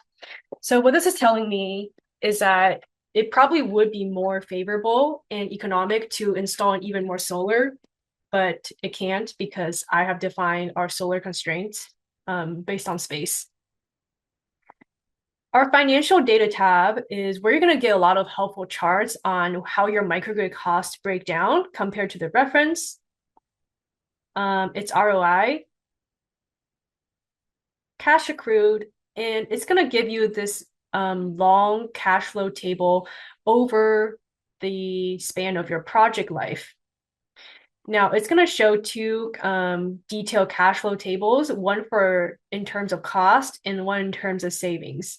So the cost table, it's going to show me literally every line item of my microgrid cost. So my utility demand charges, energy charges, DER maintenance costs, my CapEx for my new DERs, any incentives, any replacement costs, because remember, if our DERs expire before the end of my project lifetime, then they will need to be replaced. And then at the bottom, it's going to add it up for your cumulative costs.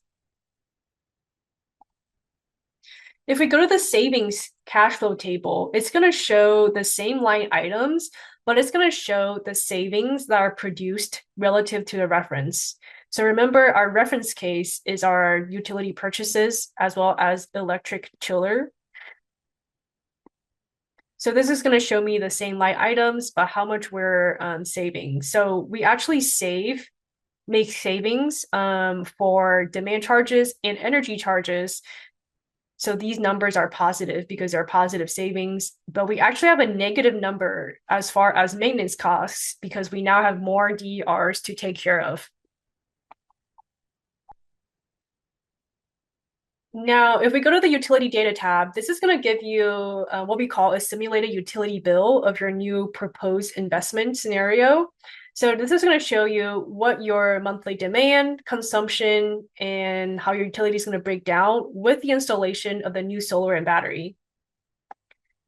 You'll see that this is also going to break it down based on our periods for our CB3 tariff, which is a tariff that we have entered. If you go to the energy balance and technology investments tab, this is going to give us a lot of pie charts that kind of break down our site's consumption, utility balance, demand, emissions, that you can use for your report if you like. I won't go into all of them. What I'm going to dive in deeper into is our dispatch by end use chart. So you might remember this from the presentation earlier, that Xendee is actually going to generate for you an hour by hour dispatch of your microgrid loads, as well as where the load serving generation is coming from, which you can then use to ideally control your microgrid. So in this chart here, this is going to show me a typical profile for a January weekday. So the black line here, just the black line you see across, is our load profile. And this is based on the load profile that we have uploaded for our electricity. The little blue dash bar here that sits at the top is the electricity that we need for our cooling. So the cooling for our electric chiller. The dark blue bars is going to be utility purchases. So it looks like in this case, we're still going to be relying mostly on our utility for electricity. The yellow bars are going to be our solar generation, so the on-site solar that we install. The green bars are going to be our battery discharging on site. And at the same time, the battery state of charge is going to be reflected by this pink line.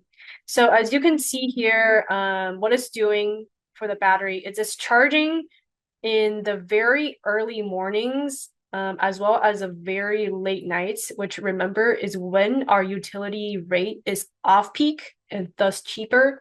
It's also just avoiding like the period one demand charges. And then during the day, so the on-peak hours, the battery is going to then discharge to kind of offset some of the utility costs, which, you know, what some people call like peak shaving. Let me add something here, Rita, because remember, I was pointing out that this is not a very attractive case, right? And this is an optimization which finds the best solution you can find. So remember, the cost saving was only around 5%. Now, if you would run this with a traditional controller using the PV for charging the battery, you probably would kill this project without knowing it, because this is this is the indication that the forward-looking controller makes a difference, because it's not using the PV system, it's actually using the utility demand, and this depends on the utility rates. If you would do a CO2 minimization run, you probably would get a completely different result, but this is because of the objective function. Yeah, exactly. If you go to the cooling dispatch, remember, we are going to be able to also run optimization. Well, Xendee co-optimizes everything, but we're also going to be able to look at the cooling as well as your thermal dispatch if you have entered those. And this will be a little bit more exciting in a little bit when I add the absorption chiller in CHP. The next tab is operation summaries, which is just gonna give you an overview of like how much your DERs are operating and how much they're being used. Okay, so what I'm gonna do now is we're actually gonna jump to a CHP plus absorption chiller case for the sake of time. So we saw that with the battery and solar, it actually wasn't super economically attractive. It only really gave you 5% of savings, which when you consider other factors, it might not even give you any real savings when it's implemented. So now let's consider adding in a CHP, which is cogeneration. So for this one, I'm going to add in a CHP gas generator. I'm going to let Xendee optimize that for me, but I'm going to cap my generator units at 5 just based on, realistic constraints and space. For this one, I actually am going to pull in a catalog item.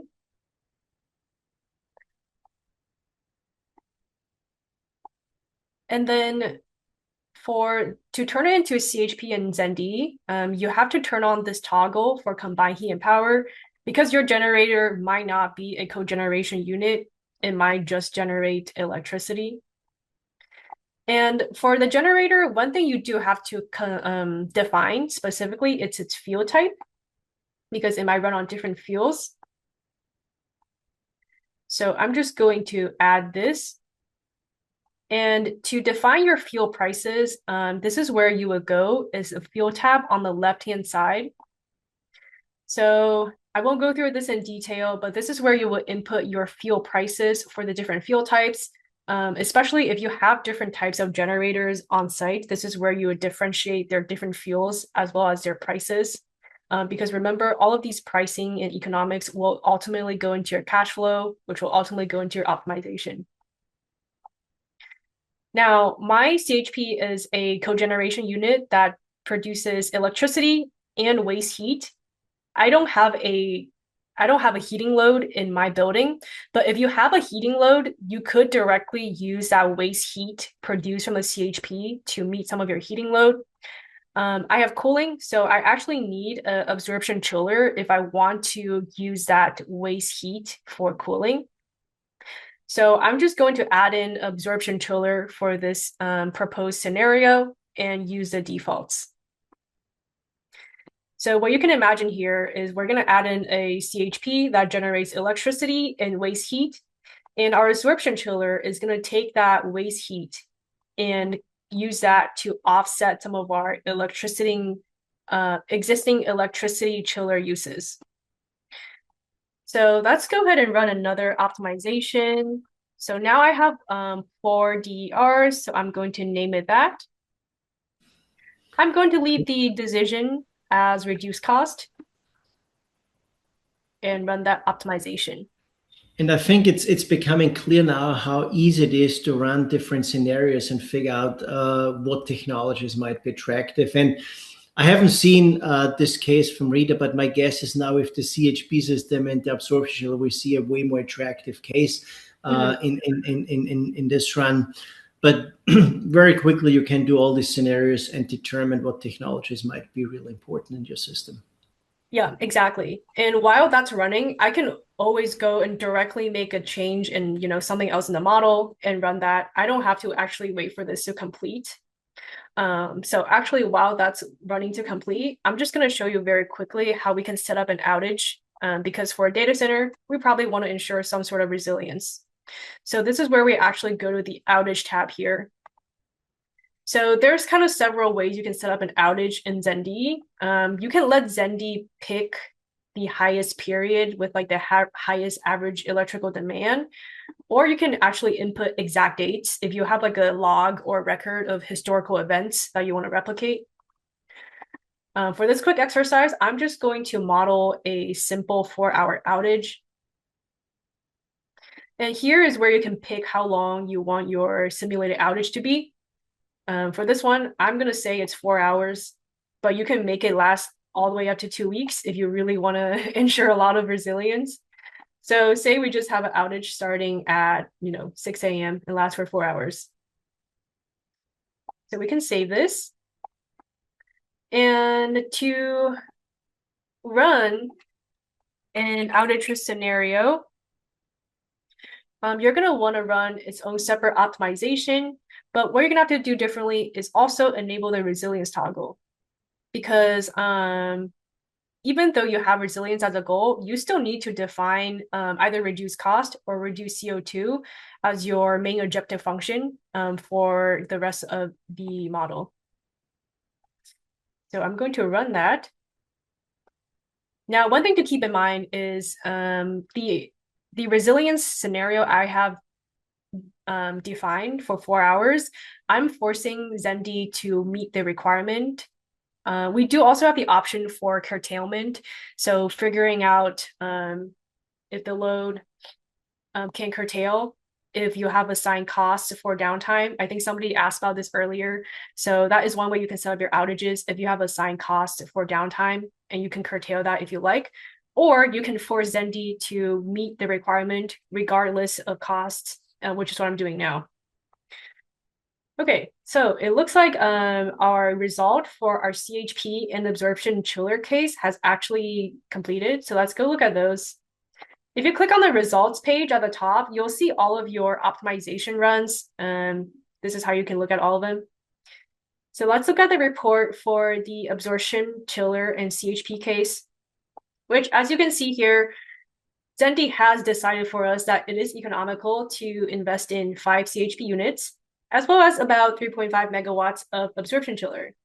And what this is going to give us is now we are really seeing a huge increase in our annual cost savings. However, this comes at a cost of actually now producing way more emissions than our default. And this is probably because we're burning natural gas for our generator. So something to keep in mind if you actually have CO2 reduction goals.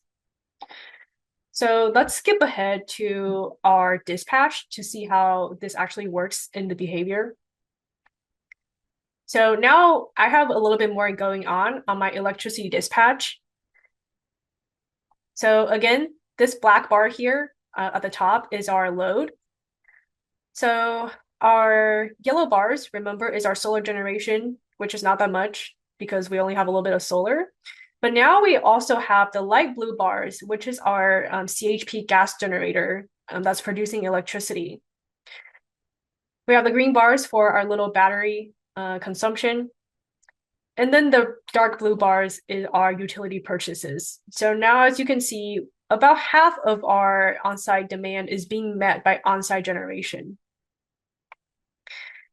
And for our cooling now, you can see now all of our cooling is coming from this like light blue color, which is our absorption chiller. So now we actually don't need to use our existing electric chiller at all. And we can just use the waste heat to meet our cooling demand via the absorption chiller. Okay, and lastly, our outage scenario has completed, which it's going to look the same as far as, well, it's going to mostly look the same as far as DER behavior. But now we're going to have a really large battery capacity because we need to meet that demand during the outage. And what that's going to look like is if we go to our outage day,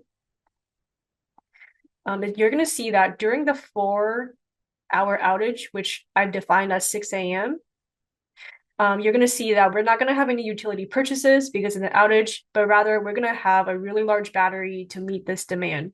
Now, if you had more generators, it will probably be more economical and you would just see more generators run. But in this case, I have capped my number of generators, and that's why we have to rely on a really large battery instead.